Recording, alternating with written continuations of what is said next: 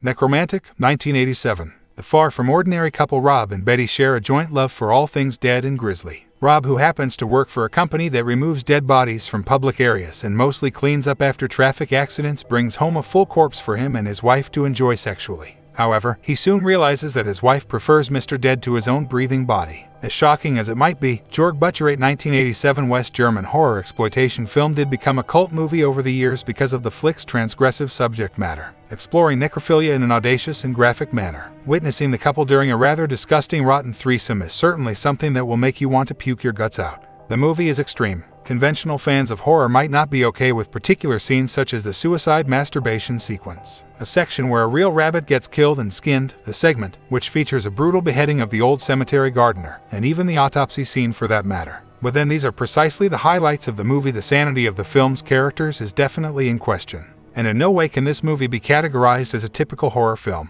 Nekromatik is currently banned in Iceland, Norway, Finland, Australia, New Zealand, Malaysia, Singapore, and some parts in Canada. So if you happen to be someone who is into mindless gore, this one may be for you, but I have warned you. Maniac, 2012. Frank Zito is a schizophrenic who has taken over his family's mannequin restoration business. Following the recent death of his mother as a child, Frank was abused by his mother, and that led him to become a deranged serial killer with a strange thing for scalps. Things take an interesting turn when Frank meets a French photographer, Anna. Anna simply loves his work, and the two become friends with the development of their bond. Frank's obsession elevates, and soon his bottled-up desires come to the surface. Frank Kalfa's Maniac is a remake of the 1980s film of the same name. Fans who have had the chance to see this psychological slasher flick regard it as one of the best, most well-made remakes ever. Having said that, the film is so violent that it literally makes one want to run away. The kills in this movie are so realistic and brilliantly shot, an aspect which makes this movie disturbing right from the beginning till the end. Elijah Wood is absolutely superb as Frank Zito, truly the cement that holds it all together. As you probe deeper in the movie, you will see how the film takes you inside the character's exceedingly distressing state of mind and psychology. For those of you who are wondering where the movie has been banned, New Zealand tops the list. So if you've got the nerves for it, cue yourselves up to be shocked and stunned at the same time.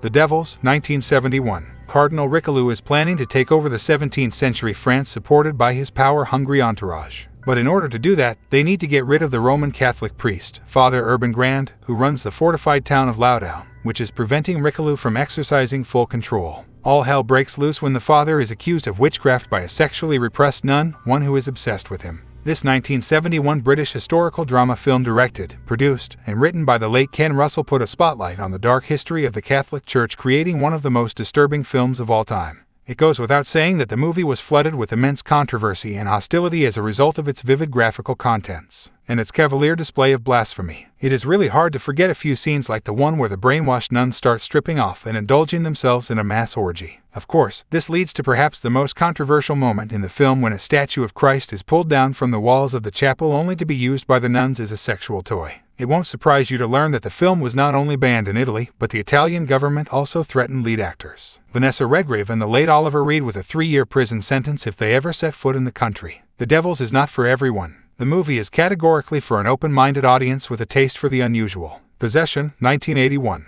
The narrative of this movie revolves around the relationship between an international spy and his wife. The latter begins to display exceedingly unsettling behavior after asking the spy for a divorce. What is initially thought of as infidelity soon gives way to something far more ominous. Check, check, check, check. Why did you leave last night? Tell me alone. But you said you went to Frank. This 1981 psychological horror drama, directed and co-written by the late Polish filmmaker Anders Zdziłowski, might start off as a conventional flick, but swiftly transfigures into something that is both frightening and supernatural. Not only did this movie have a limited theatrical run in the United Kingdom before being banned over its fierce content for a decade, Possession also had close to 40 minutes cut from the US version because of the highly disturbing nature of the work. The film had such an effect on Isabelle Adjani, the French actress, who plays the lead role of Anna, that not only did it take her a long time to get over the character, but the actress also never really took on a similar role again. The famous underground menstruation scene in the movie is quite capable of giving the audience a major panic attack. Possession happens to be one hell of a film, but only if you're prepared for it. Do give this a shot if you have not, and let me know your thoughts on it. Let me know in the comments section what is the most disturbing movie you have watched. Don't forget to like and follow. Subscribe to Fasbytes Horror for disturbing horror.